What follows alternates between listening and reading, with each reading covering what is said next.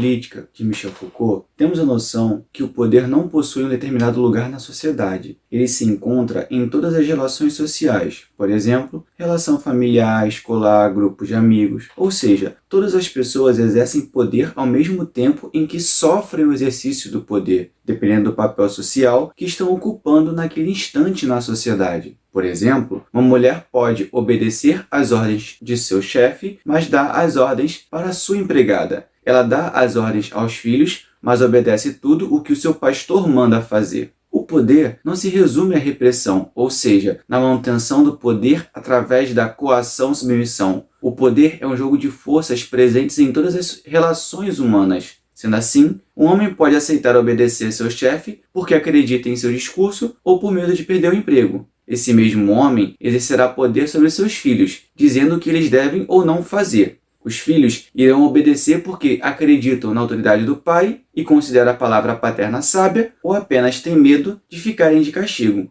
Entre os irmãos, haverá um jogo de poder. Por exemplo, uma disputa sobre quem vai escolher o jogo a ser jogado. Foucault destaca 5 pontos sobre o poder em sua teoria. 1. O poder se exerce. O poder não é uma posse, no sentido de possuir ou não possuir poder. O poder é uma ação. Você exerce poder ou sofre ele. Percebemos assim que o poder não é um bem, uma coisa que alguém tem. Ninguém ganha poder. Você pode ganhar o direito de exercer poder sobre alguém. Quando o funcionário é promovido para chefe, ele ganha o direito de poder exigir algumas coisas dos seus subordinados. Mas, ao mesmo tempo, ele também sofre poder por aqueles que estão acima dele, os gerentes, por exemplo. 2. As relações de poder são imanentes. O poder emana das relações sociais, é um efeito delas, pertence à sua natureza. As relações de poder surgem de forma natural nas relações entre as pessoas. O poder não foi criado por alguém ou dado por alguém. Desde quando existe relação social, existem relações de poder entre as pessoas. 3. O poder vem de baixo. São as relações microscópicas de poder que mantêm as relações macroscópicas do poder. Isso significa que as percepções visíveis de exercício do poder são reflexos das relações que já ocorriam em pequenas escalas. Por exemplo, um professor consegue controlar uma turma de 30 alunos em sala de aula porque essas crianças já foram educadas pelos seus pais, uma por uma, a obedecer aos mais velhos, a respeitarem os professores, a darem valor aos estudos. Depois, essas crianças, após passar anos estudando, cumprindo metas, provando seu conhecimento através de avaliações,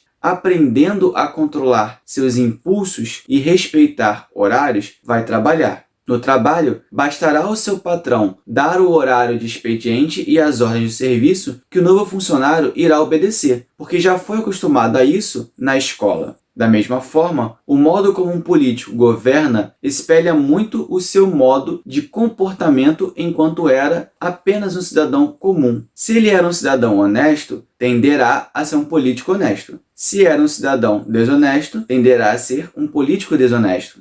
E a reunião de políticos honestos ou desonestos gerará um poder governamental honesto ou desonesto. 4. As relações de poder são intencionais. Ninguém exerce poder sem querer. Todo exercício de poder é estratégico. Eu mando ou peço alguém para fazer algo porque eu preciso que determinada ação seja realizada. Da mesma forma, quem obedece também obedece conscientemente. Ele obedece porque sente alguma obrigação em cumprir o que lhe é pedido.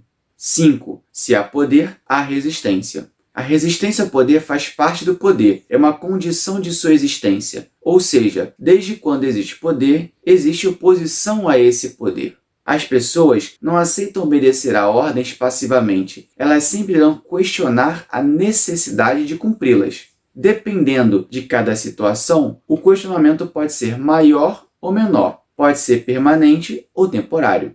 Um chefe sempre terá que provar para seus funcionários a necessidade de obedecê-lo, seja mostrando porque ele está certo no que está pedindo ou ameaçando demitir quem o desobedeça. Do outro lado, o funcionário pode obedecer porque concorda com a visão do chefe ou porque não quer perder o emprego. Nos dois casos, é muito provável que, se fosse dada a oportunidade de tomada de decisão ao funcionário, ele faria alguma coisa diferente, mostrando que ele não concorda 100% com a ideia original do chefe.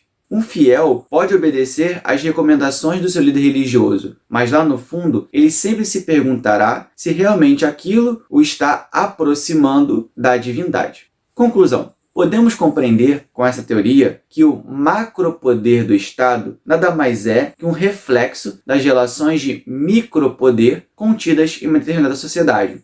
Assim, vemos que, para interpretar a política de um país, devemos olhar para as relações sociais daquela sociedade. A forma como agem os cidadãos, com certeza, refletirá na forma como age o governo daquele local.